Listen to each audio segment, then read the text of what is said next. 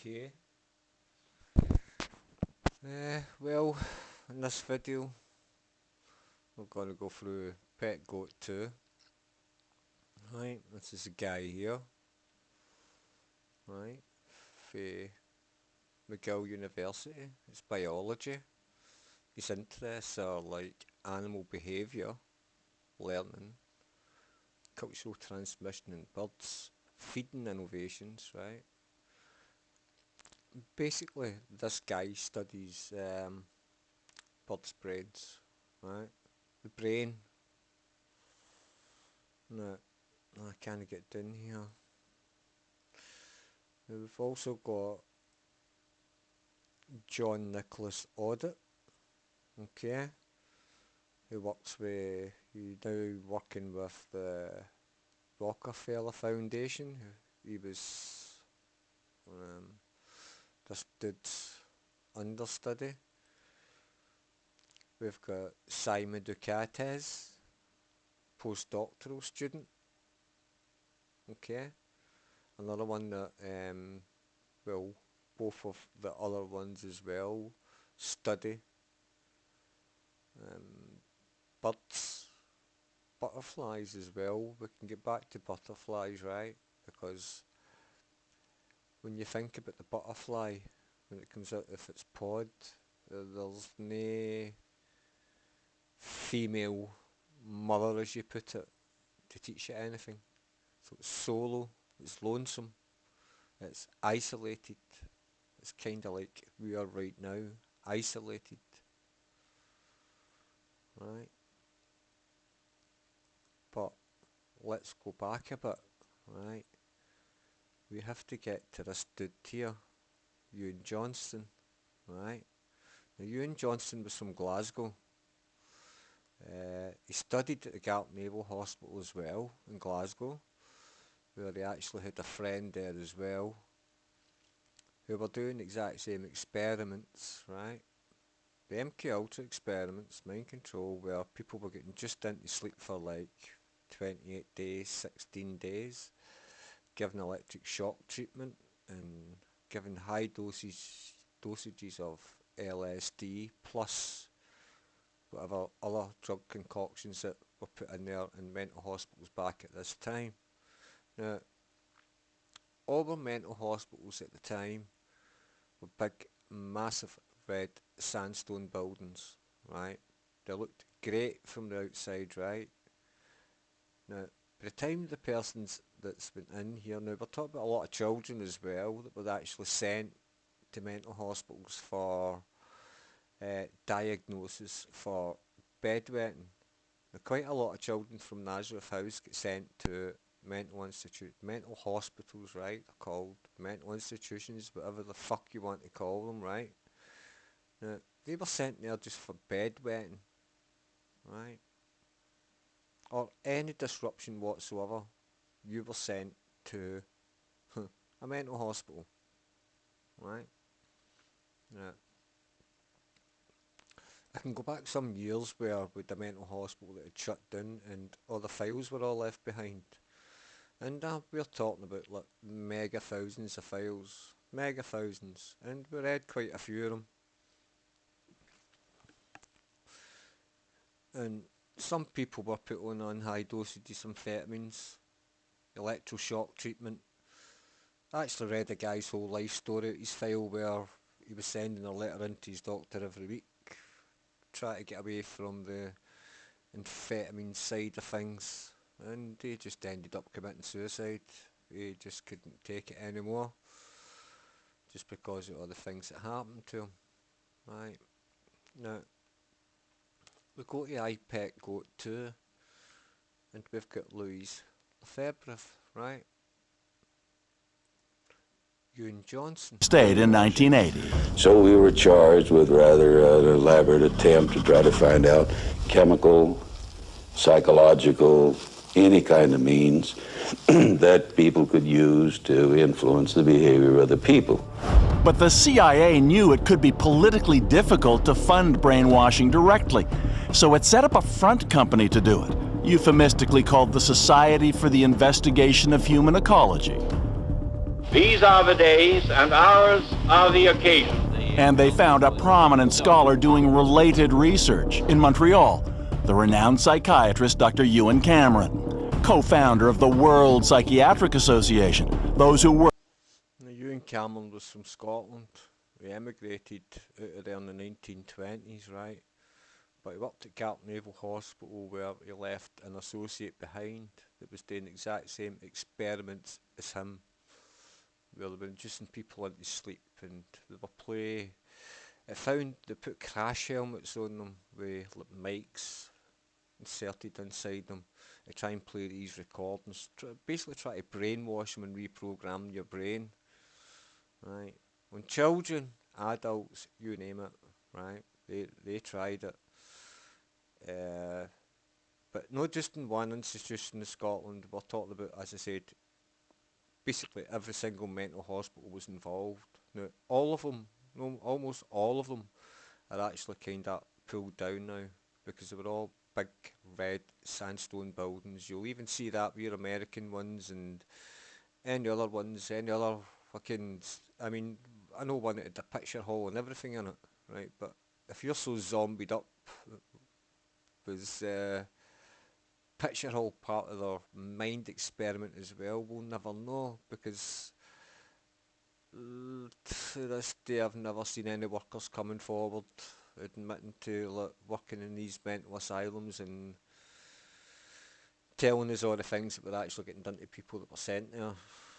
Okay, it's one of the last places you would like to go, but if you murder somebody, the first place you're going to is for most times you're going to go for 3 week psychiatric reports, and then they have you for 3 weeks. Even if you're innocent, you're going to a mental hospital and then you're getting drugged up to death where you could actually admit to anything. Okay, you could be talked into it. It might not have been you that done it, but you could be the one that could have been arrested, right? And then they can do their experiments on you. Worked with Cameron called him domineering and more. He was an authoritarian, ruthless, power-hungry, nervous, tense, angry man. Not very nice. And it is his mind, no less, which may destroy mankind. Over the years, in addition to CIA funding, Dr. Cameron received Canadian government research grants worth well over $4 million today for a Canadian grants. Okay, that takes us back to here. This is a Canadian animated short film, right? Louis LeBrouf, he works for the same people as what Ewan Cameron did, right? Which is, we'll call it the McGill Consortium because they've got something like 6 different departments to it, right? But it's all the same. It's sort of to with mind control and MK Ultra. Now, we had the Cicada puzzle, right? You're trying to solve a puzzle, right? Now, it's a puzzle. We can go back to World War II for the Enigma machine, where the first puzzles that they put a crossword puzzle out, so many people could crack it, but they were just looking for intelligent people that could see beyond it as normal human beings are not seeing. So to say that they selected 4 or 5 people from every crossword that came in is basically a bit of a lie as well, probably, because there'd been a lot more intelligent people than just 5 that came forward to what they picked for this Enigma machine to crack the code of it, right? And it just so happens that they couldn't even crack the code of it. It happened to be an operator on the other end of the phone that had let the code slip to let them into this Enigma machine and keep it secret for 9 months so as everybody, they could get other information. Well, I'm sorry, but it just wouldn't have happened, right? It's basically your very first computer, right? Now we have the music by the Tanuki Project. Now they have a video that's on Donald Trump, right? So you can go and look at it, Tanuki Project. You'll see the video on Trump, right? He's one of the main conspirators this year to fucking end the world, apparently, right? Well, he began this in 2008. He had established Heliofont in Montreal, Quebec, right? The Tanuki Project, who scored the film, right? Used that's just telling you what kind of software was used in it, right? And this is basically all the other shit that he's done in his life, right? But apart from this, he did actually work for the McGill Institute, right? Which is all to do with MK Ultra mind control. Now, how many people have been going in about trying to decipher the iPad GOAT2? Come on. Any of you that have been near that iPad GOAT2, because I've been watching people's live streams, etc. later. I'm not going to name them. It's up to them if they want to talk about iPad GOAT2, if they want to go on about it. If it's up to them if they want to go on about the Cicada puzzles as well, right? We could go on about Q, which is another one that's about puzzles. So what it's doing is it's actually sending you all over the place, right? Now, you think you've found something, right? When you're out looking for these clues to solve these puzzles, right? You think, oh, look at this, I've got that, right? Now, there'll be some things that's easy. Now, Cicada was quite bad because they would let people go through for so far, right? And then they would keep them going for ages again, right? Before they would eventually get to the answer of the next bit of the puzzle, right? Now, the thing is, if you're a puzzle maker, is that you can change the puzzle at any time. You could have like 50 answers to a certain part that you put up in a puzzle, because it's fucking mumbo jumbo that they put up there. Let's send you here to like 25 degrees north times 68, fucking 2 miles by the South Pole next to Santa Claus, right? And don't add silly things in that, well, your mind's getting into overtime and you're jumping in there, because I've seen millions of Q people on here, right? There's hundreds of iPad Go people in here try to fucking solve it, right? We had the Cicada one, we had the Q, right? Every one of them puzzles, and what is that doing with you? You're online 24/7, try to solve something that's coming up next. Now, there were so many people taking mental breakdowns with these puzzle people, especially Cicada, right? They really is Cicada because they were playing sick games on people, that mob, right? We say that it goes to Fandango and Schoenberger, etc. and all that, right? They're fucking no smart enough, them idiots, right? 4chan, computer hacking site, understand that? Right, same as Fango, supposed computer, and there's another one, I think his name was something, right? Vampire names. Right, the Thomas Schoenberger's up at court soon for fucking fraud and all that shite, right? But he was the original one that came out with the Cicada puzzle, right? It was somebody way higher, better up than him, that it's obviously came exactly from the same place as the iPad Go 2, right? Which will be your McGill Institute, right?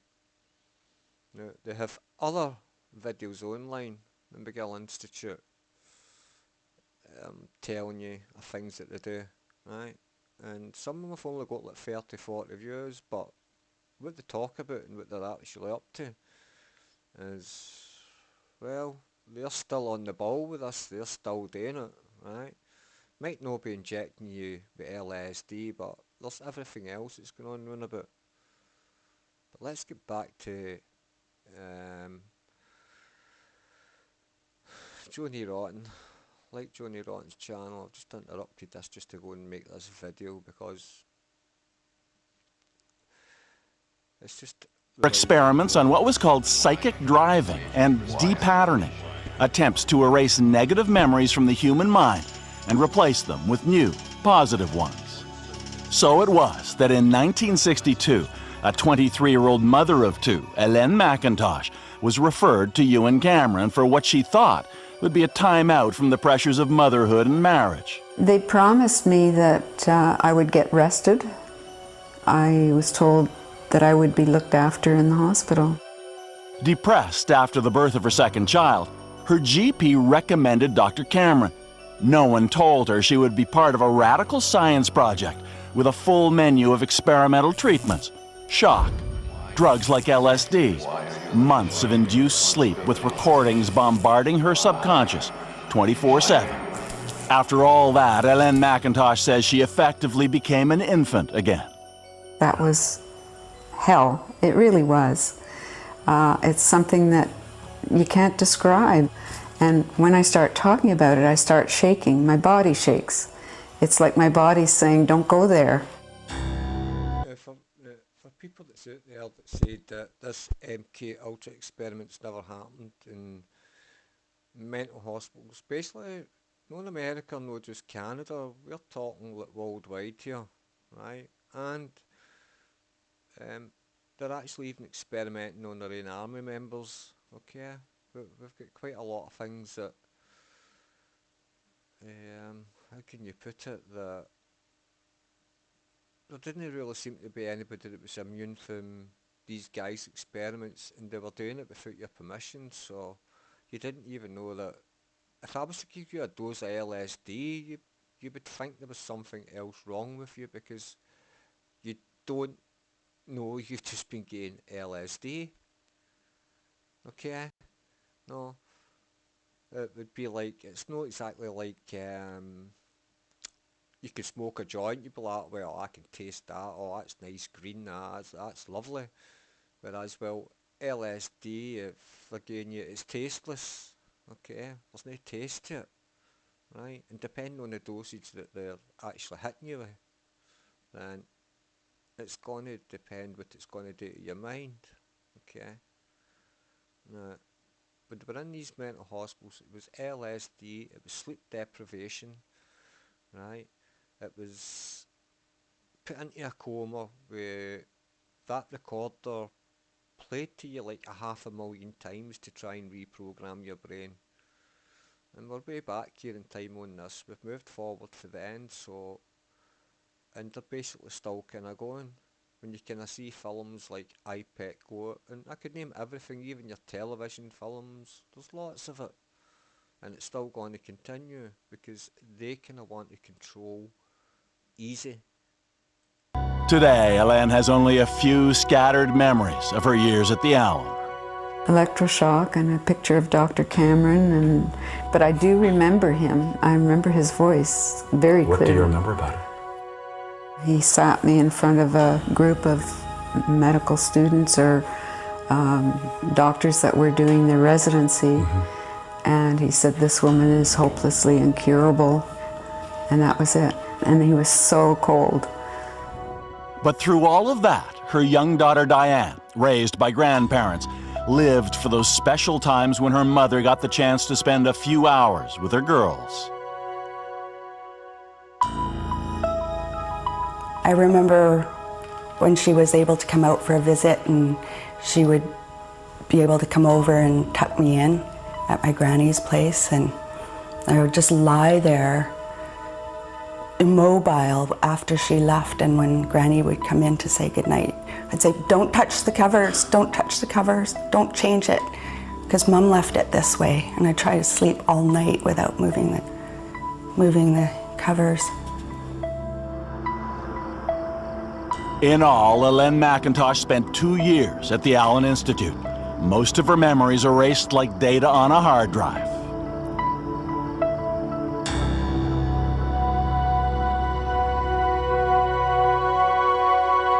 That's you. Yeah. Look how dark my hair is. I don't think that's... Today, at home in British Columbia, much of the McIntosh family album is a mystery to Ellen. Now it's Diane who must guide her mom through the images of the past she no longer remembers. There's Carolyn. So they're not in order. Oh, that's me. That's you, of course.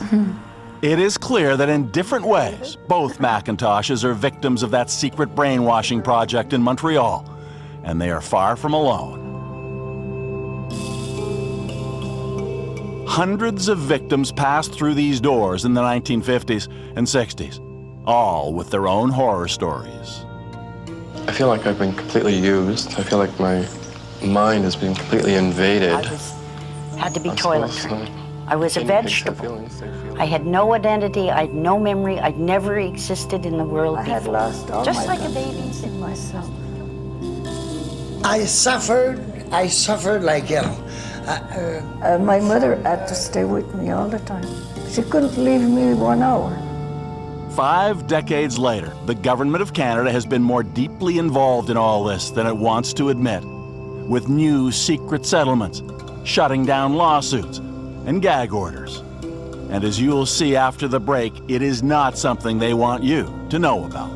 They got to do anything, they don't recognize you. It's wrong, it's shameful. From 1950 until the mid-60s, Montreal's respected psychiatric facility, the Annon Memorial Institute, was the site of secret brainwashing experiments, funded by the CIA under the codename MKUltra, with money from the Canadian government as well. The program would quietly be shut down in 1965. But the truth about what happened there would be protected for another decade and a half longer. Then, in 1980, we were among the first to tell Canadians about it. The Fifth Estate. I'm Adrienne Clarkson. Tonight we report on a secret CIA research project carried out in Montreal in which mental patients felt they were used as the CIA's guinea pigs. They kept you asleep for 23 days. And while I was asleep, they were shocking the heck out of me with electric shocks.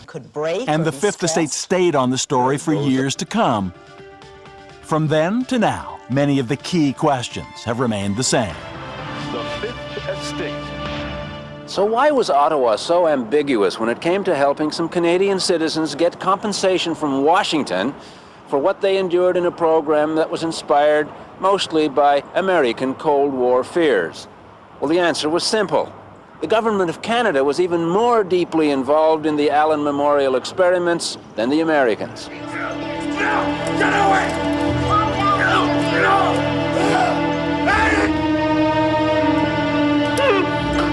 Hold him!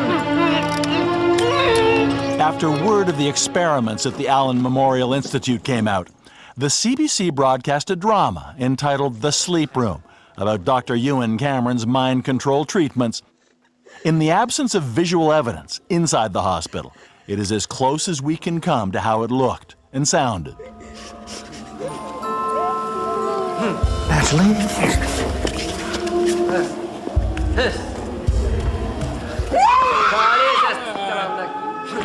Driving doesn't work. Can you admit that now? You destroyed these people for nothing! You can't just walk away from this, Cameron! It'll come back and it'll ruin you! Many of them were just sitting there like zombies, and I have a headache. I don't remember anything. Gina Blasbalg was 15 and in an orphanage when she was sent to the Allen. She got massive drug doses and was kept asleep for months. Fortunately, she never received electroshock therapy, which may explain why she remembers the real Dr. Cameron and his patients. How did those patients regard, or apparently regard, Dr. Cameron? Those patients were too far gone. The ones that were not too far gone were terrified of him. We were all terrified to see him around. We didn't want to be near him. I don't think that any patient ever wanted to be close to Dr. Cameron.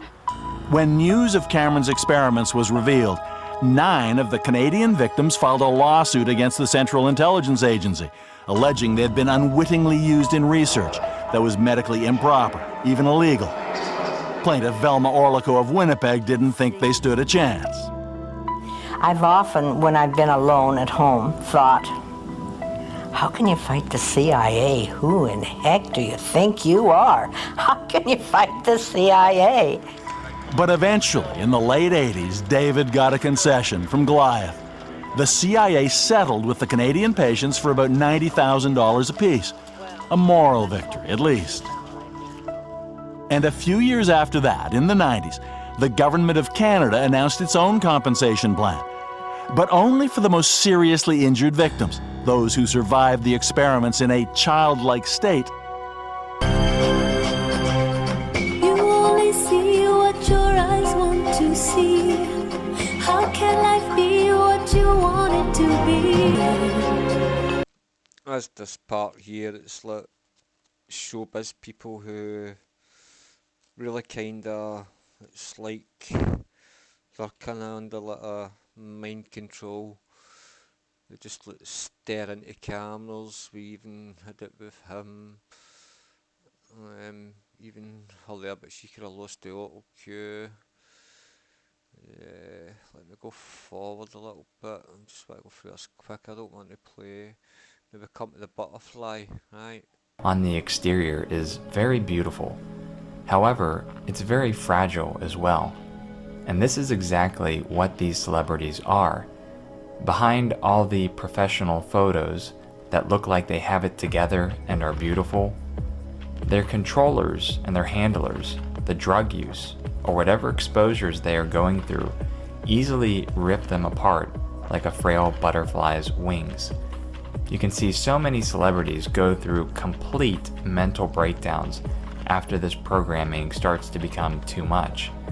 Britney Spears, Lindsay Lohan, Miley Cyrus, Amanda Bynes, and the list continues on and on and on.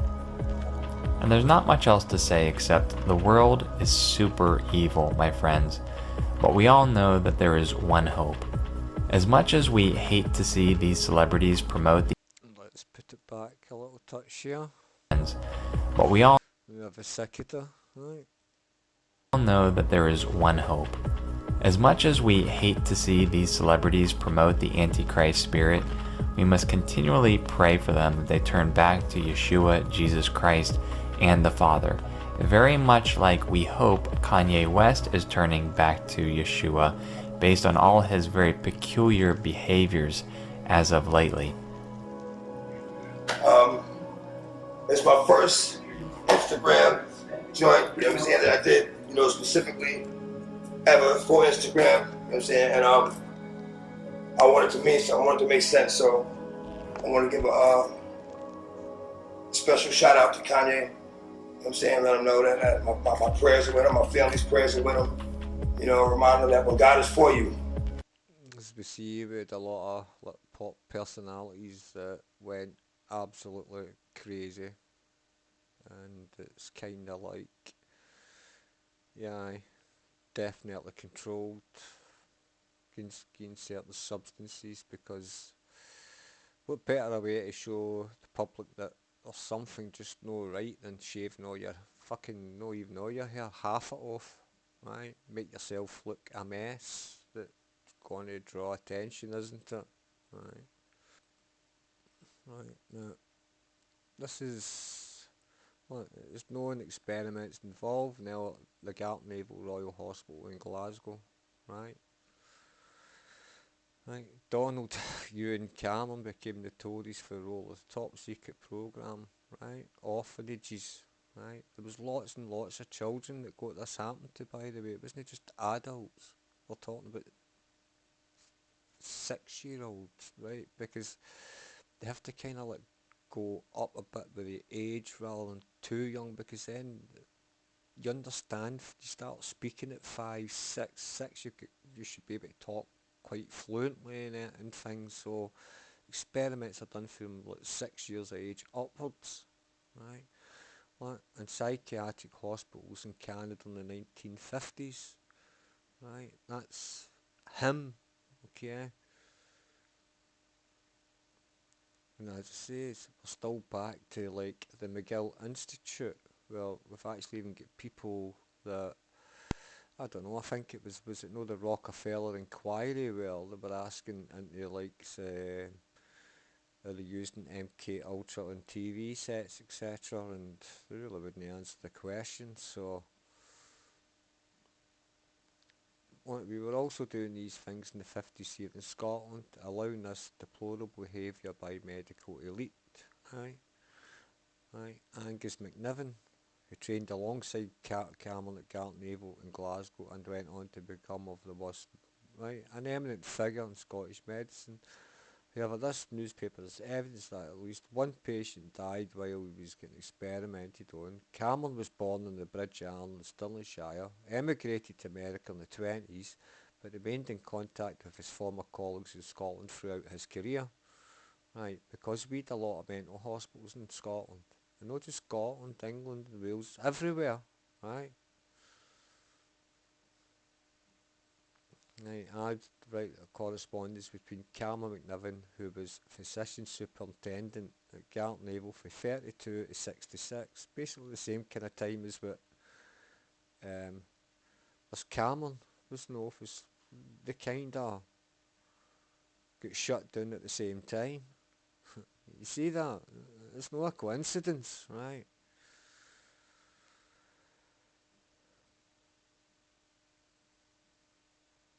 What? Now, Glasgow was told about his research into how exposure to repetition or carefully worded statements could change the personality. Right? This was the brainwashing or psychic driving procedure at the heart of MK Ultra, which has since been described as a form of medical torture, obviously. But the Manchurian Candidate and the men who stare at goats, right, and go and check that out, you like.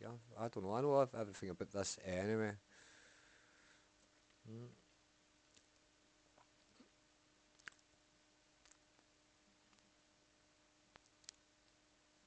We also had it at Lennox Castle Hospital in Lennoxtown as well, right.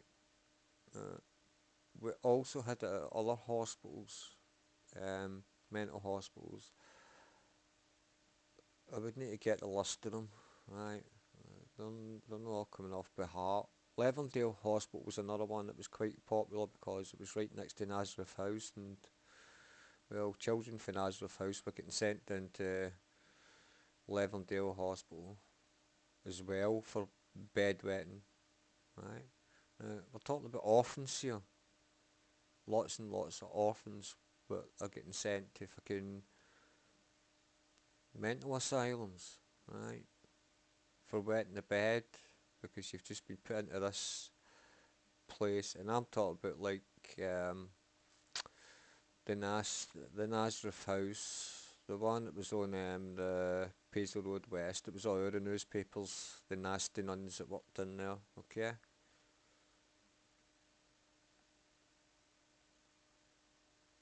There's actually somebody got a full blog on what happened to her. She's out there. Everything that they done to her in there as well. Aye, and Nazareth House itself. I'm not really talking about like the Levendale Hospital that she was probably sent to at one point. These children that went from Nazareth House and sent to school, you could tell they were from Nazareth House, so they get picked on with, like, say, lots of other children, so they were basically kind of solo and on their own. But quite a lot of them did go and sue quite a lot, so they did. Right, where's this one here? We've been trying to get a big child inquiry going on in here in Scotland for quite a long time now. Right, and it never ever seems to get anywhere. Something always jumps in its way and puts it off. Right. Now, the Portadown was a top secret military facility in Wiltshire, was involved in trialling drugs for use in the Cold War in youngsters. See, this all goes back to the Cold War with the Americans, where some American soldiers felt sorry for the people that they were fighting, and they can't have that, so they were thinking that they thought these soldiers had been, their mind had been altered, and this is how this actually all started up.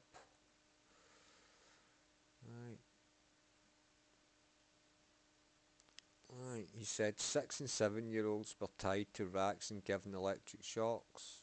I was incarcerated and ordered he's armed with rubber crosses, right?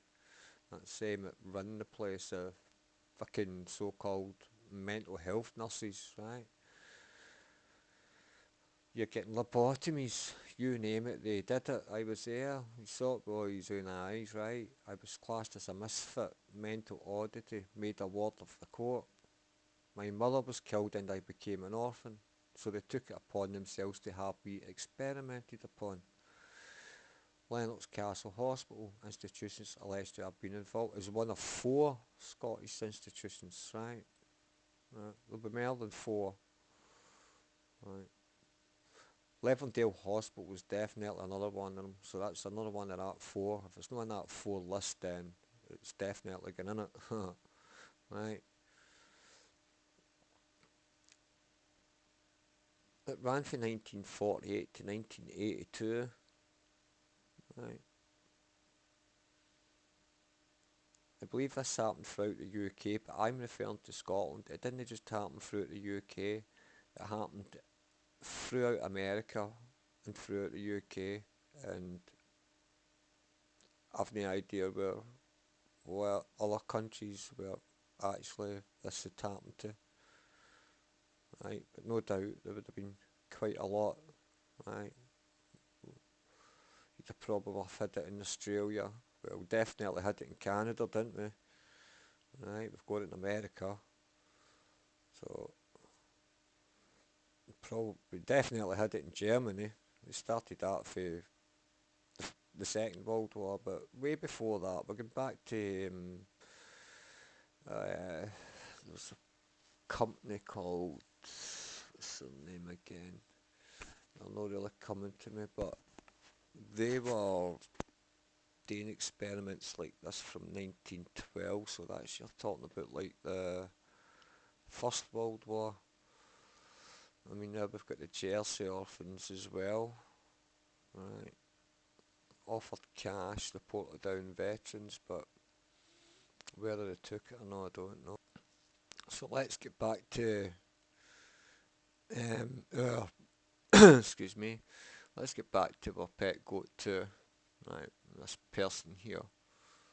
He studies the brains of birds. Right. So he's a biologist. Biology, right. And as I said, his friend Jean-Nicolas Odette, PhD candidate. You can go and look at this website there, he's there, the McGill Institute, right? They actually have like videos online on YouTube where they've got like 40, 50 views, etc.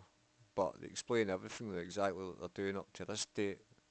Right, so they're well, that is well worth a visit to that site, okay?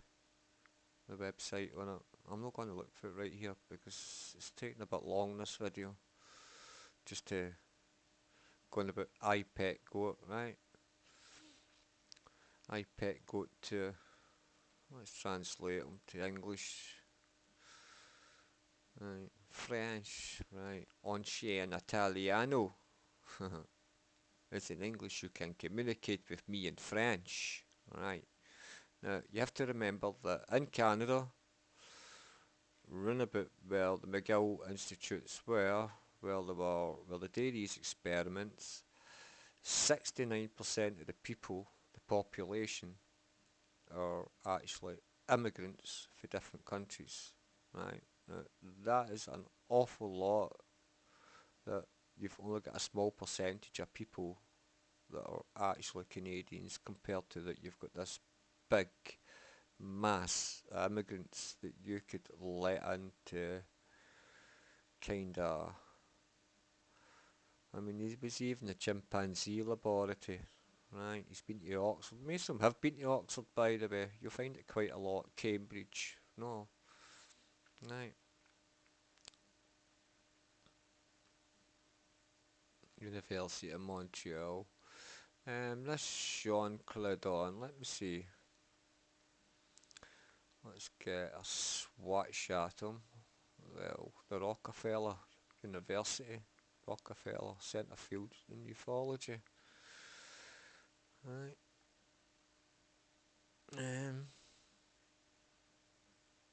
Show all. Let me see.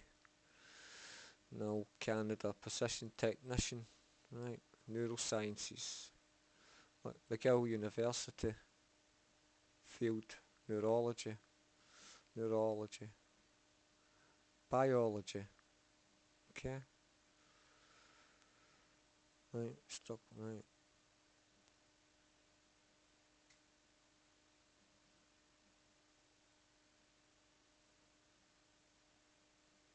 You see, adaptation to urban habitats presumably requires changes in cognitive behaviour, right?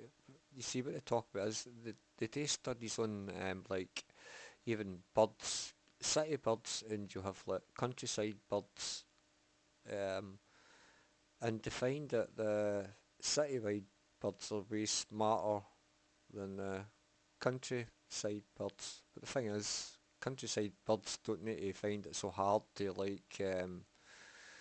You would need to be smart to survive in a city as a bird. Okay. Songbirds, look. That link genes with complex behaviours, right? In part because they have discrete vocal learning circuits that have parallels with those that mediate human speech. Of the genes in the avian genome were regulated by singing, and we found this strict. Right? I don't want to look at it all, right?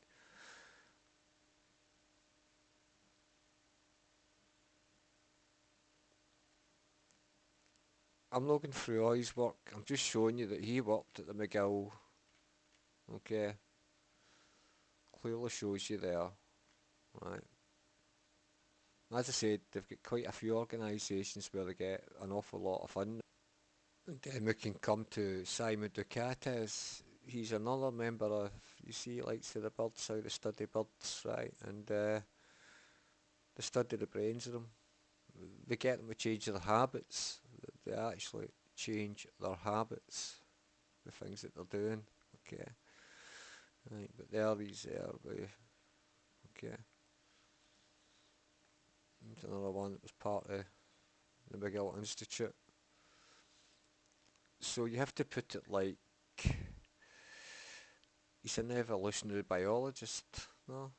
Shaped current, no? It's just there.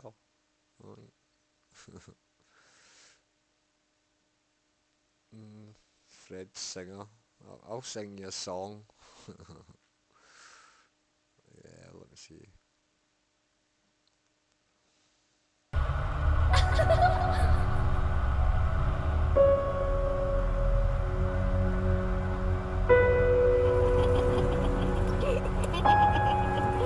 It was 1964, and 5-year-old Diane McIntosh couldn't wait when her father said they were going for a drive to visit her mother, who was in the hospital. My dad used to let me sit on his knee and steer the car, and so that was play.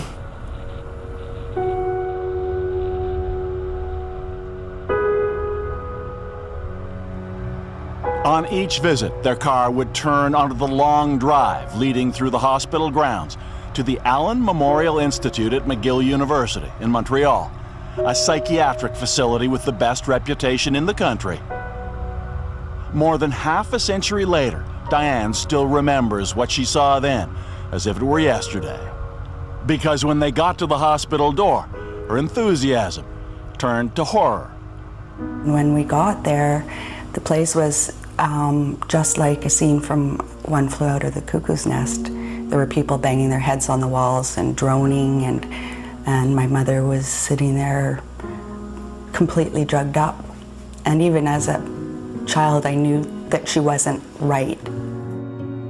What they didn't know at the time was that her mother, Ellen McIntosh, and hundreds of others like her were unwitting guinea pigs in brutal psychiatric experiments that took place at the Allen Institute under the code name MK Ultra. Couple of things before I'm done here. Make this look kind of like a 45-minute video by the looks of it. But, aye. They train cats, etc. with bugs and that to try and get in places, right? But, as I showed you with the other dude, right? The iPet GOAT. He studies birds, okay? And so does his associates. They study birds. And basically everything, really, right? Any animals that are there, they're studying them, right? They're using them.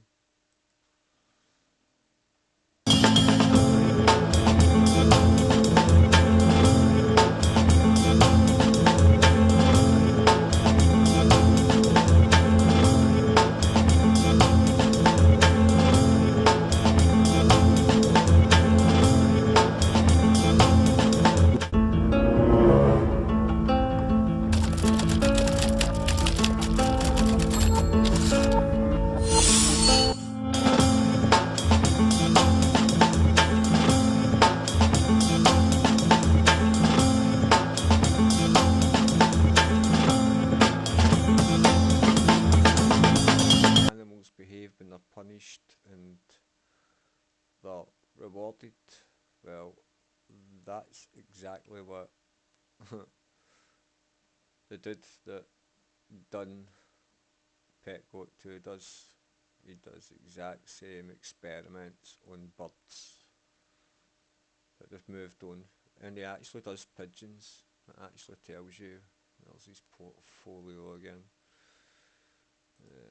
Where is he? This is part of his shit. This is part of his artwork. We'll go to his home. Let's see, like, and on feral pigeons in Montreal. Right. Most of the research is on birds. Field work is conducted on 9 avian species, right, out of the Bel Airs Research Institute of McGill University, and on feral pigeons in Montreal. Not much changed there. Anyway, guys, if you watched all this, well done. Maybe learn a bit or two about how puzzles and mind games actually work when you're actually going to try and solve puzzles, right? It can be absolutely crazy on your mental health, where you will end up in a mental institution, right? But go to Shaking My Head Productions. They've actually got quite a lot of good things in there.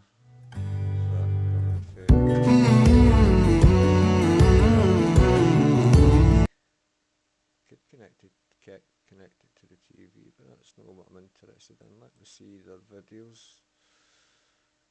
Okay, let's go.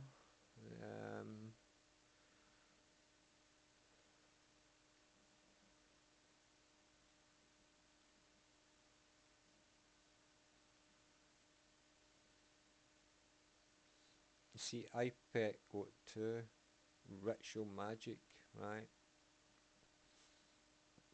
That's exactly what it is. It's ritual magic. So it is. People miss things that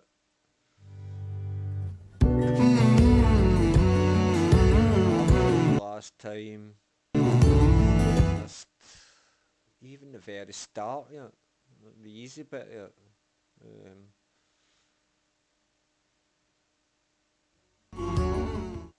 Hello, this is John from Theology Ed. I am beginning a series on I Pet Goat 2, the video. I'm going to try to give a really thorough analysis of the whole thing, explain as much as possible, and with the goal in mind, not just of trying to decode it and try to find out some secret messages to what's going to happen in particular, but to understand the intent of the creators, to understand what is going on as far as the explanation of the symbols and their relationship to the events. If you're new to the video or new to this video or series, the Pet Goat 2, don't go looking for a first one. There's no video. The first one is a book that President Bush was reading to the students during the 9/11 attacks.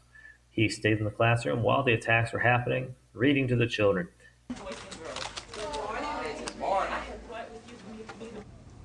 Read this word the fast way. Get ready? Mad. Yes, mad. Get ready? Mad. Yeah. Okay, get ready to read the words on this page.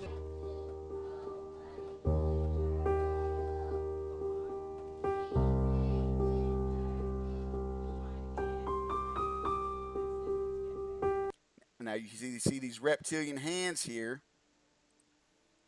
puppeting the U.S. president.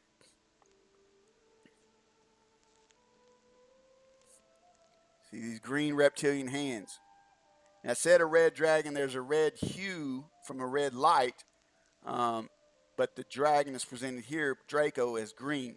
It's encoded information, but I hope you can see this is they're showing you Revelation 12, and they're saying this is in the works. I'm telling you, the end times are upon us, and we better realize the time that we're in. So this is Draco puppeting these U.S. presidents. Okay, he's puppeting George Bush. See the red, but it's still the green figure. It's still Draco, the reptile. That's the only reptile in the movie. So the dragon puppeting George Bush, and the dragon in Revelation is Satan. He's puppeting the U.S. president, so he's still got the puppet strings. This is a puppet of Draco, so he represents Draco. Well, when it switches to Obama, okay, because Bush just transforms into Obama. When it switches to Obama, it's the same guy, the same puppet. So it still represents Draco. Well, when he leans forward, and I'm going to get all into it, but this video shows you the same scene, basically, the same message redundantly. Okay. But it's going to show you him. He represents the dragon, but Obama leaned down to devour the child. Okay. Bush didn't have on gloves. Obama's got on white gloves. That's significant. Why? It's because when he does his hands together, it looks like laughing, but it's really signifying him with his sharp teeth devouring this child. Okay. And he puts his head over this house right here that's burning. Goes down. He makes his hands into this shape like he's eating, and the hands are going to turn into the praying hands. See, the praying hands. That just ties into, it's just a tipping of the hat showing you what they're talking about. It's talking about the egg. You know, he relates to the dragon. That's just, like I said, it shows you the same thing over and over again. The Pet Goat, the story was called. In I, Pet Goat 2, Bush is portrayed in the classroom again with the teacher. There's students off screen here. And over to the side, you see outside the classroom, they also had a 9/11 attack happening, Twin Towers falling, but much more than just the Twin Towers falling. If you watch the video, you'll see all sorts of catastrophes, disasters, world war, nuclear explosions, and all sorts of things that are terrible. And so what the video is depicting is the second 9/11 style attack, but much larger and greater, and this includes the collapse of the United States of America. Now, in this classroom, we have these students that are represented as moons. Each of these is a moon for a month. So we have 12 months. And so in this calendar, we'll call it a calendar, we have an eclipse. The girl is the lunar principal sitting on top of an eclipse. She is in the midst of the months that start from January to the far left and go all the way to December to the far right, going straight from left to right. First head you hit is going to be the next month. So the first month is January, then February, then March, and so on. Behind her is a rabbit called a buck. A male rabbit is a buck. We also have a buck over here. The buck is positioned here because that's the buck moon, the stag moon or buck moon, which is the first full moon after this eclipse. And the stag moon is always the full moon in July. Up until that part of the year, the grass looks fine. After that part of the year, you get wild ivy and vines. And here, if you look, the rabbit, the angry rabbit, is looking over here at this half of the year, the second half of the year. The only year that this calendar lines up with perfectly, including the barbed wire and all, is 2020. It also had an application in 2017, but that's beside the point for now because it's 2020. So let's keep focusing on this for now. What we have then is the 2020 calendar, which has China with the yin yang in barbed wire in January, and then the rest of the world under lockdown after March, the March declaration by the World Health Organization that there would be that there is a global pandemic, and that in fact is what we see. A lockdown that was very tight in April, and varying degrees of lockdown continued to the end of the year. Some months look like they almost have no lockdown left, but it's there. They're not just, if this is how it's all working, they're not just blowing things up, for example. These are going to be related to rituals, to their view of some sort of a proper way to get to the end or objective that they're after. And to understand that and to really have, if I can call it that, the key to understanding what's going on here, we need to understand how they're thinking about it and what's going on, because what they're doing is ritual magic, and they think somehow this ritual magic, these rituals are going to contribute to bringing about the outcome that they want in the ways that they think are necessary to do that. And so understanding their mind will help us to understand the entire video and to really figure it out. So with that in mind, what I'm going to do is I'm going to try to be very concise. I'm going to get to the point quickly. I'm going to create these videos, keep them relatively short, and give you evidence that what I'm saying isn't just made up. It's not just pure speculation, that there is sort of reason to believe that this is how the people within the occult would interpret certain signs, certain gestures, certain symbols, and so on. Okay? So we're not just totally shooting from the hip here. That said, let's get started. The first video here, and I should add, since there's more videos coming, please subscribe so that you're notified when they come out. I'm going to try to keep these going pretty quickly, one after another. That said, let's get going. First video, what is the big picture? I'm going to skip all sorts of things in this video as far as symbols and things that have meaning, but I'm going to try to focus on one or two things that really puts it all together in a way that makes sense. And what really is going on here is it's a birth. Okay, we are seeing a birth or a resurrection that is planned. They want to bring about something new. And this is the whole point of the video. So first, let's show that it's ritual magic, that this is the sort of thing people do in theater. So we have ritual magic as one of the oldest conceptions of magic. It's a method of casting spells based on the performance of specific words, gestures, actions, offerings, and so on at special places and times. Bottom box here. The ritual usually requires one of the following to cast: a somatic, physical, verbal, material component, as well as having restrictions on time and place. These may include magical gesture or dancing a magic dance. Ritualists may need to speak in the language of magic or sing magic music. It may require material offerings like an eye of newt or a virgin sacrifice. The ritual might only work if done in a place of power or need the ritualist to draw a figure of geometric magic, if it's a summoning ritual.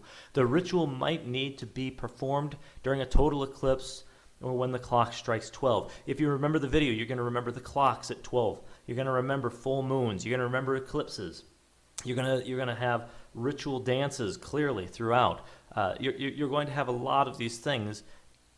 These are all very clear indicators of ritual magic going on. This isn't predictive programming. They're not creating a video to just tell you what's happening or to put it in your mind. They're not warning you. They're not trying to make it not a big surprise to you. It's not predictive programming. It's not just a warning. It's actually an attempt at magic to bring this about. Okay? When we look at what ritual magic is designed to do, ritual is a magical procedure or ceremony we perform in order to change the environment. Okay? They're after this. And they do it in theater. Theater magic. So Crowley and the Rites of Eleusis. This is a dissertation from Tracy Tutman. She studied at the Ohio State University. And this is the abstract. I'm going to read some excerpts of the abstract. Through exposing the audience to a variety of sensory stimuli such as incense, rhythmic music, dance, and poetry, it attempted, this play Crowley created, produced, and so on, it attempted to create within the audience an altered state of consciousness which would make them co-celebrants within the performance or ritual.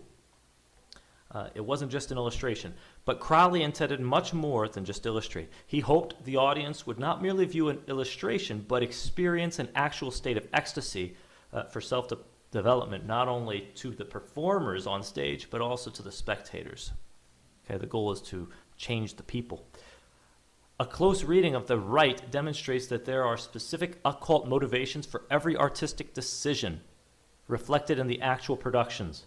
Thus, the position in which the performers are discovered at the opening of a rite is not merely an aesthetic choice, but is also reflective of specific criteria established by Kabbalistic, astrological, or other occult requirements. The costumes and properties used within the rites are also dictated by deeper symbolism. Everything we just read can be said of I, Pet Goat 2. Every frame of this short film is planned, it's well thought out, and it's not just creative not symbols. It's not just creative warnings or telling you some sort of future plan. It is going to have an occult, astrological, Kabbalistic, or one of these various motivations. So if we can understand the motivation behind the quote-unquote magic and the rite and the rituals going on, we'll understand better what the video is containing and what it isn't containing. So we can eliminate some of the interpretations that are impossible based on their planning and their thinking. Okay, so let's get started with the video. I'm going to do a very short snippet here, but I'm going to show you how it affects the whole thing, and it's going to be the very opening scene and something that seems to be ignored. The opening scene.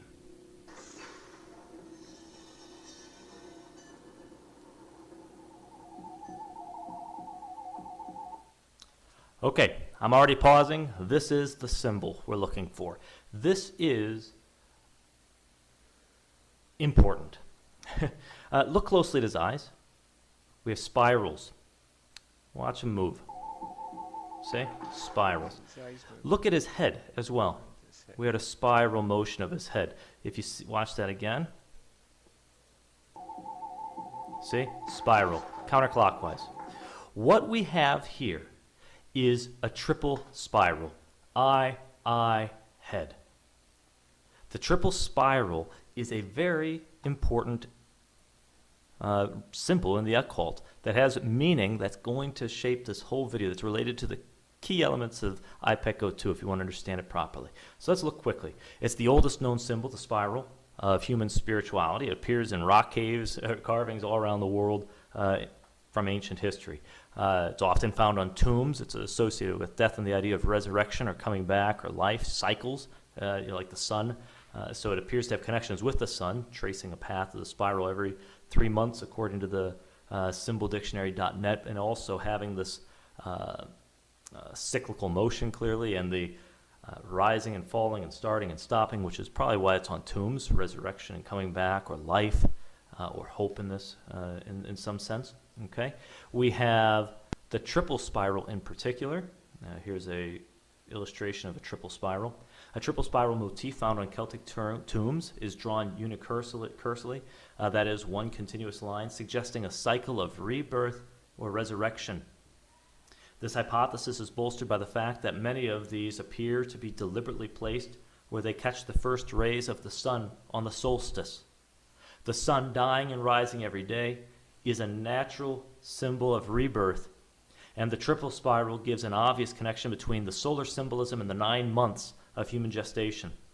In modern times, the spiral is still spiritually significant. The spiral is the symbol of spirit in Wicca, an emblem of the goddess.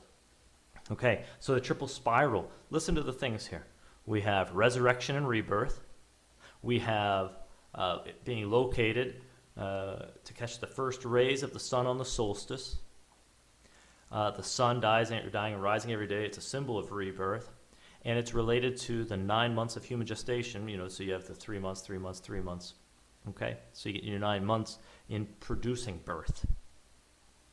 So the spiral in the occult is associated with birthing with resurrection, with new life. Now look at the, excuse me, at one of the prophetic pillars at St. John the Divine Cathedral in New York City. Here we have the spiral and the new birth through a lily of some anti-Christian figure crushing a lamb who, or it looks like crushing a lamb whose legs are tied, a lamb prepared for the slaughter, okay? So this whole spiral motif is connected with the birthing, with new life, okay? This is important, and I'll show how this relates to the rest of the film in a second. Now, according to another site, runlore.it, primitive peoples used spirals in magical dances, so their dances had spiral elements. The design alludes to the form of a snake and conveys overlapping symbolism with the snake, which sometimes was positive. Positive energies are associated with clockwise spins, according to this site, and energy emerges from consciousness, but counterclockwise, negative energy collapsing toward the unconscious. You remember our goat here. It's a triple. you have the triple spiral, but you have them counterclockwise, each of the three, which suggests the goat's doomed, right? He's going to unconsciousness. He's going to death. He's going to die there. But the triple spiral still in the video is communicating birth, new life, and so on. The spiral is one of the oldest pagan symbols of human spirituality known to man. Although its meaning varies depending on the culture, it can be found in the artwork of peoples from across the ancient world. This symbol is typically attributed to hypnosis, solar representations, and decorative art. However, there is one distinct use of this symbol which is not very well known. It centers around the concept of resurrection or rebirth. The use of the spiral as a resurrection symbol has been seldomly found on ancient grave markings and is very much like the Ouroboros, which symbolizes cyclicality. I mention all of this because the spiral symbol is frequently used all throughout the Disney movie Moana. Now, it does not take a genius to realize that Moana is an anti-Christian cartoon, as it glorifies goddess deities like Gaia or Taka and a demigod character named Maui. However, what I intend to show you in this video is that the making of this movie is not just a simple or casual reference to gods, goddesses, and demigods. Rather, I'll show you that there is a deliberate initiative to research symbols such as these and integrate them all throughout Hollywood to promote an anti-Christ agenda. While the symbol is used throughout the movie, the symbol receives its climactic meaning at the point where Moana battles a lava monster called Taka. What the viewer is unaware of is that the Taka lava monster is actually a Mother Earth / Gaia goddess named Tafiti. She has turned into this evil creature a long time ago when her heart, called the Heart of Tafiti, was stolen by the demigod Maui. While battling Taka in the final scene, Moana sees that the spiral symbol is on the heart of Tafiti necklace that she is wearing, and it is also present on the chest of the Taka lava monster. It is at that point that Moana realizes that Taka is actually the goddess Tafiti. Instead of continuing the battle, Moana submits to Taka and places the heart on the spiral symbol of the monster's chest. What happens later is the lava melts away, revealing the earth goddess Tafiti.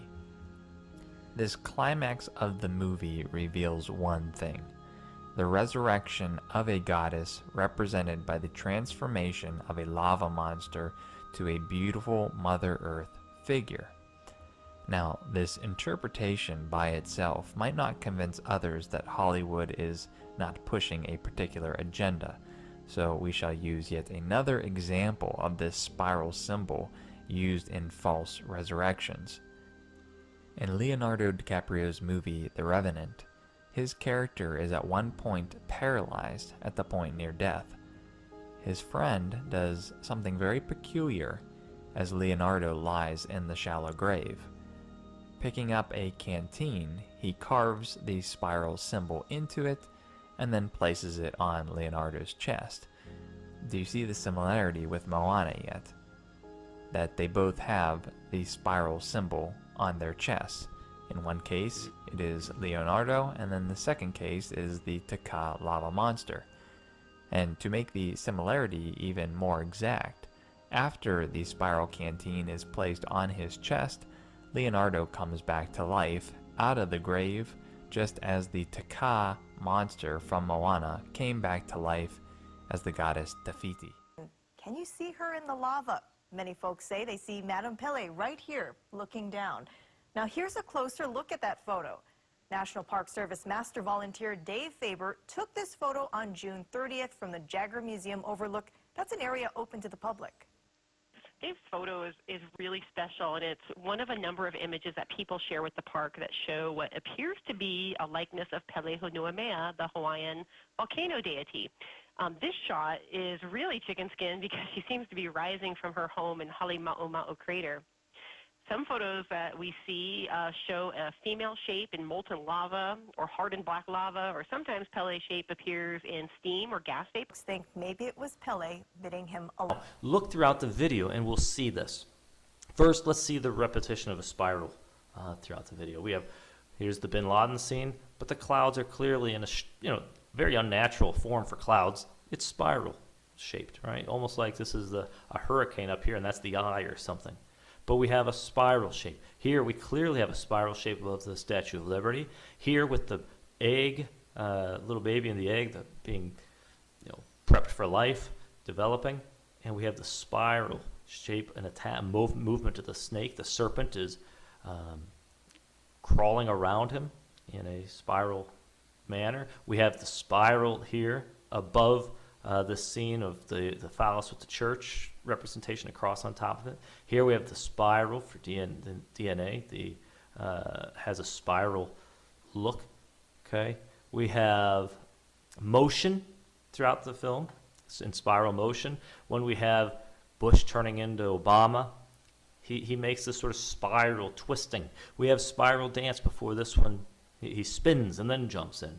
The motion of the baby, when they show the perspective of the baby moves in a way that's circular. It's continuous. Here we have the spinning of this kid. We have the dance spinning. I've tried to capture in the screenshot where you can see the motion. This is a spiral.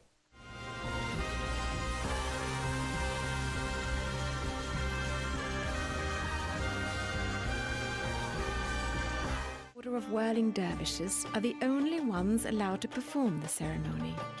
It's captivating for us, but meant for the heavens. A powerful display performed in a trance-like state. While we learn, we say Allah. It's the name of the God. We don't think anything about our family, our work, other people, just Allah.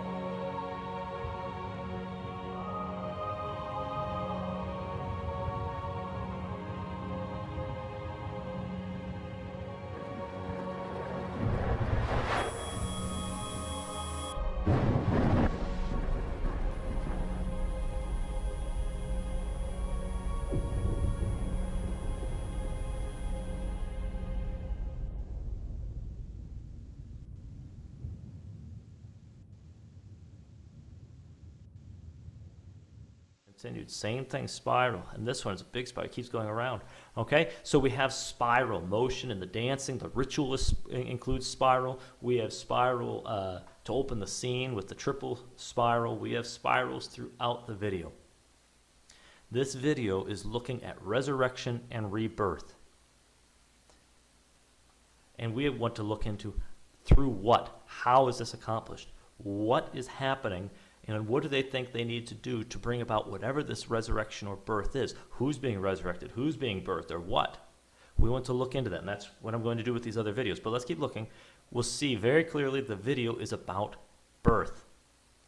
New life. Look. This figure, we'll worry about who he is later, but this figure, when he enters this area, here's an egg. The egg here is either being fertilized or being released to be fertilized. He continues in through a fallopian tube in this screenshot here in the bottom left. We have semen entering the fallopian tube area, right, in the reproductive system. We have semen entering, and here we have it falling. These rocks are representing semen. It's very clear from the next slide I'll show you, but that's what this is. We have the fish hopping in after while he's in the fallopian tube, right after the rocks are hitting the water, the semen. Okay?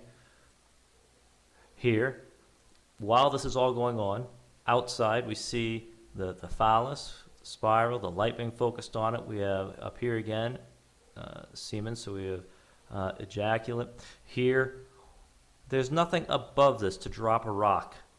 The rocks start to fall outside where she is, okay?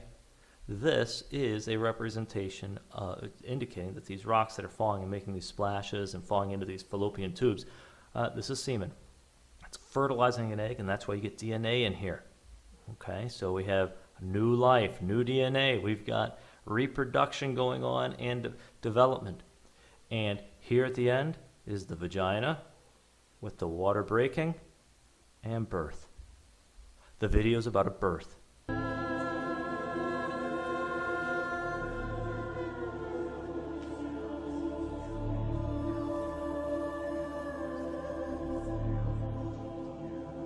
And so what we're going to try to do when I go through these videos up front, we're going to ask lots of very interesting questions that are important. We want to know if this is a birth, who's the woman? Remember, when he exits, the woman is a church. This is at the entrance of that church, or exit of the church, and it's destroyed after he exits.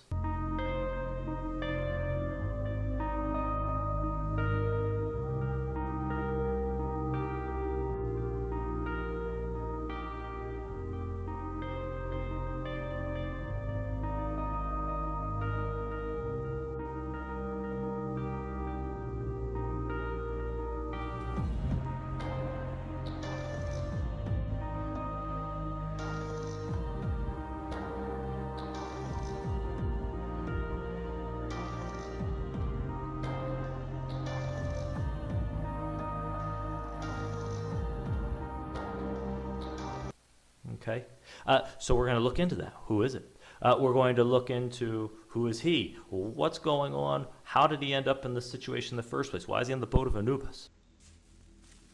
Thou who art everlasting, send your servant to guide them into new life.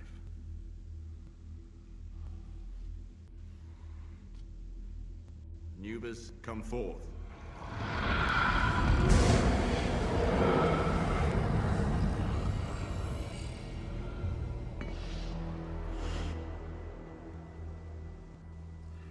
You are released.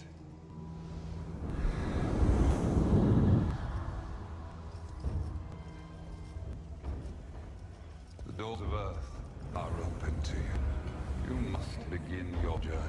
She died a slave. Without treasure, she won't be out through the final gate. What do you offer? She can't pass to the afterlife. For you, Lord Anubis, governor of the bows is upon his mountain.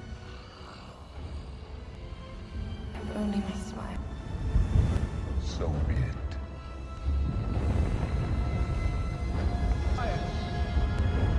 Zaya! The dead don't speak to the living.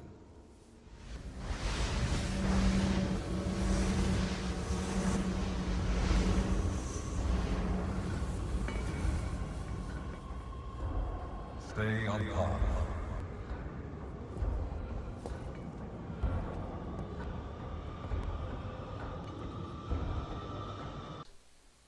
Because that represents death, the path of when you die in Egyptian mythology. We're going to look at this.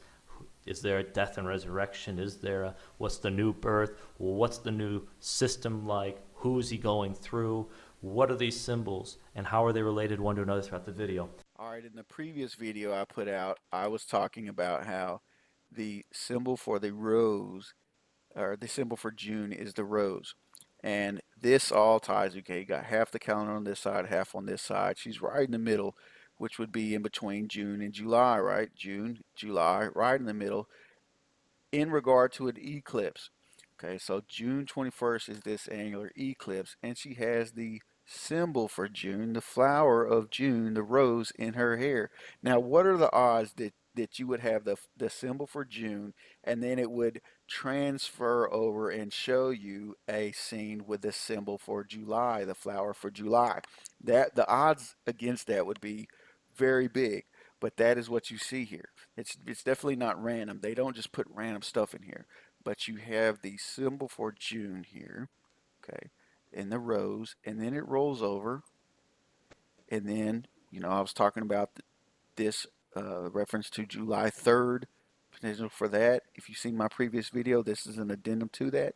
And then you have the flower for July coming out. So you had June and July here. Okay, look, I'm going to show you the birth month flowers, and these are just flowers that are symbols for these months. You have June is the rose, July the lake spur, and water lily. Now, if you look up water lily, this is a water lily. That's what you see in Petco 2. That's a water lily. Okay, a lot of people think it's a lotus. It's not a lotus, at least not according to this information. Lotus versus water lilies, what's the difference? The biggest difference is that water lilies, leaves, and flowers both float on the water's surface, while lotus leaves and flowers are emergent or rise above the water's surface. Okay, so a lotus rises above the water surface with the stem and then the flower above the water surface, whereas a water lily floats on the water. It just rests on the water surface. Well, we don't have any water here as a reference point, but we see the same flower coming out when the Antichrist leaves the cave here. Okay, watch the water. You see the flower coming out, and it just rests on the surface of the water. There's not a stem coming up with a flower. It's just floating on the surface of the water. That is indicative of a water lily. Okay, and so we have reference to the water lily. And what are the odds of that we would have reference to the flower for June in the middle of the calendar with the Chinese New Year beginning in January in this particular year, referencing an eclipse in the month of June, the rose, the flower for June, and then it rolls over to something that could be taken as 7-3, and it goes from the month of June flower into the month of July flower. What are the odds of that you would have that sequence of flower? You know, it's very interesting, man. I'm telling you, man, this is some serious information. So I hope you understand what I'm saying. This is just an addendum I wanted to make to my previous video. What are the odds of that, man? June to July, the flowers, right in that month, right when the eclipse is occurring, June, and then come over to July, which could be taken as 7-3. We've been saying that for a long time. Okay, so there you go. And, you know, and it comes out, and you just see this scene of destruction. So I don't know how to tie all the timeline together, but there's 12 windows here, 2 sets of 12 windows, etc. But it comes out, it shows the flag ripped in half. On a gusty afternoon, the Star-Spangled Banner did not yet wave as usual. But, said Serena, and we quote, "It was probably trying to come hug me because it was so happy," unquote. Or at least as happy as a piece of cloth can be.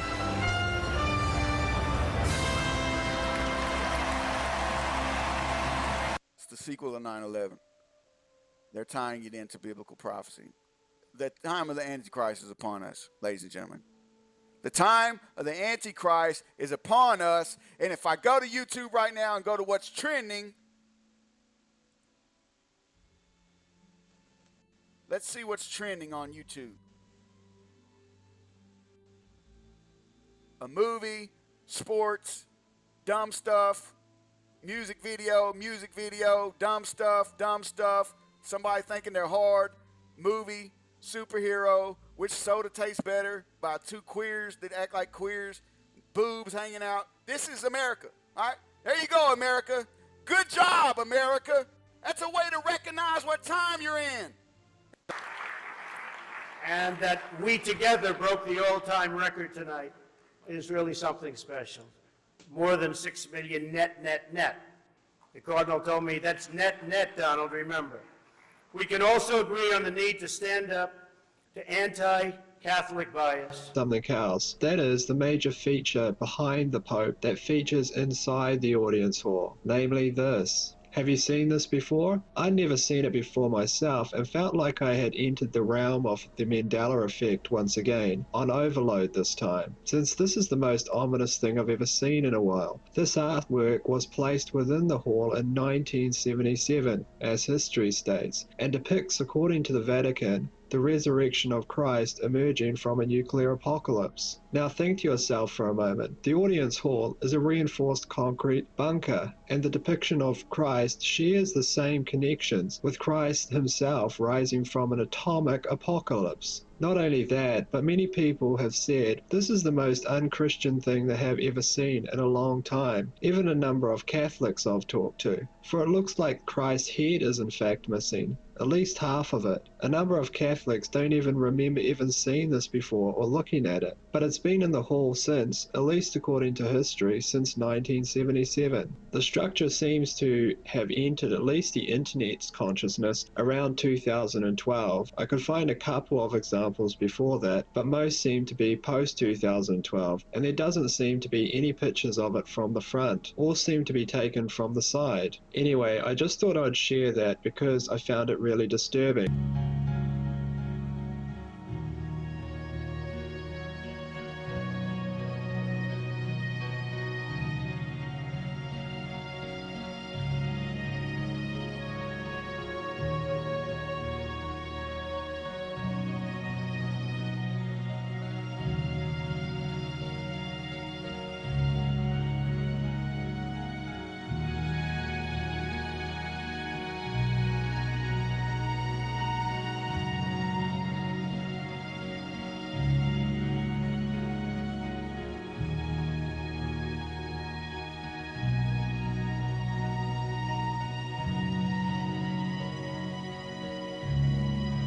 And because the video was released in 2012, those are the last two presidents up to the time of the release of the video. Obama was president when it was released.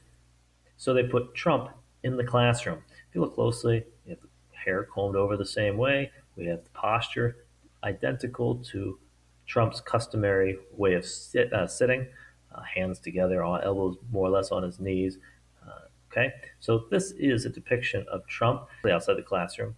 We have this eclipse depicted again, but the word Psalm 23, or the word Psalm plus 23, written in graffiti, but it's written in a style that's very strange, right? The S is tilted sideways and has the top curling over to look like an O. The A hides the line across and looks like an N when it's combined with the L in Psalm because it overlaps to make it look like an N. Then you have the M looking like it can be an A up to this part here. They just added this line. Totally unnecessary in the word Psalm, doesn't belong there. That's so that you get the L. And then the 2 and the 3 are written so that the 2 has a vertical line here and the 3 curls over to close up a D. So we have D-O-N-A-L-D, Donald, written right here. Now, why is Donald featured? Well, because he's the president in 2020. And if you look closely, his position is over here in the left side of the classroom. He is the March head. The buck moon is July. The eclipse is in June 21st. So what we have is Trump over here. And the question is, why is he over there? Now, in the previous videos, we looked at a bullet hole. what looks like a bullet hole up here.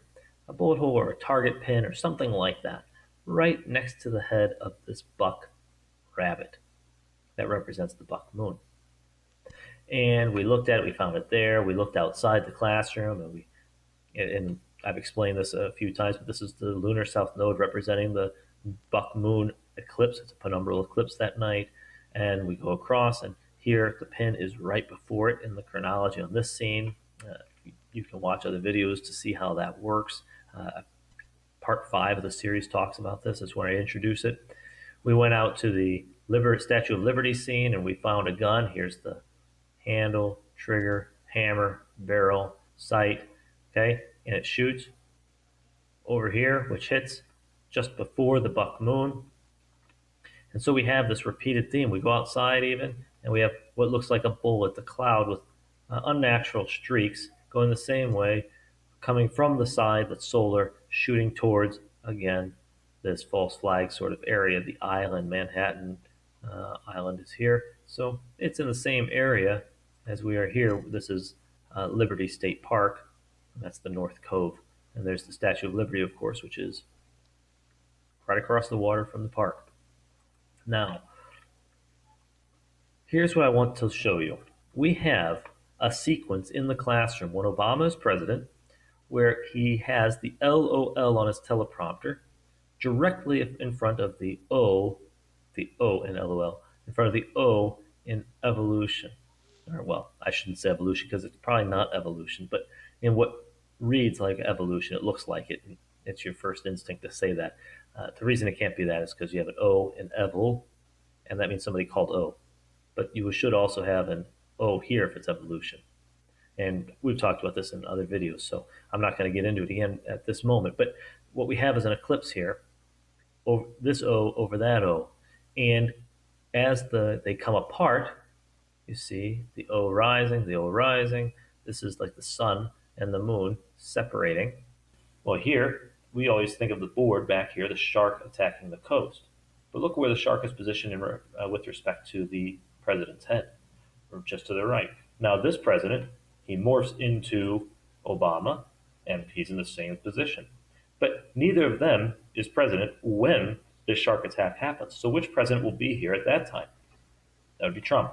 Now, one more place that we get this, it seems. Here's our fire, shot firing or whatever in the sky. That corresponds to our shot fired in the other scenes. And it's flying across the sky this direction. What's it going towards? If you look right here and look carefully, you see what looks like a face, profile, a face with hair and a mullet. It sort of looks like Trump's profile when you see his hair a little longer, okay? And so the shot itself is going to go very close to the head and just miss. So here again, it looks like a shot that just misses, possibly the president. And so that's what you have, I think. What we're looking at then is a potential, an interpretation of the video that would say that there's going to be an attempt made on the president's life that's going to fail and can be used as a pretext for greater division and clamping down on the people and crushing opposition and perhaps going after, in particular, those institutions and people associated with the Aeon of Osiris that are stubbornly insisting on Christianity and the faith and so on. But that's what you have, I think. Remember, it doesn't have to be a literal attempt. It could be an attempt on his authority, presidency, any number of things. However, it looks like an attempt on Trump in some respect, including the possibility of an assassination attempt. Clown maniac, he makes Hitler seem like he wasn't completely sure how he felt about Jewish people. And now you're going to run for president. Don't you think that's a really cool idea, you guys? You'll keep him honest. You'll keep him honest, Donald. Personally, I hope you win, because I can't wait for the the inauguration. He wants to run for president and move on into the White House. Why not? I want to get your take on this next story, though, Colonel, because, the rapper Snoop Dogg is under fire this morning for a mock assassination of President Trump in a music video. Actually, it's quite disgusting.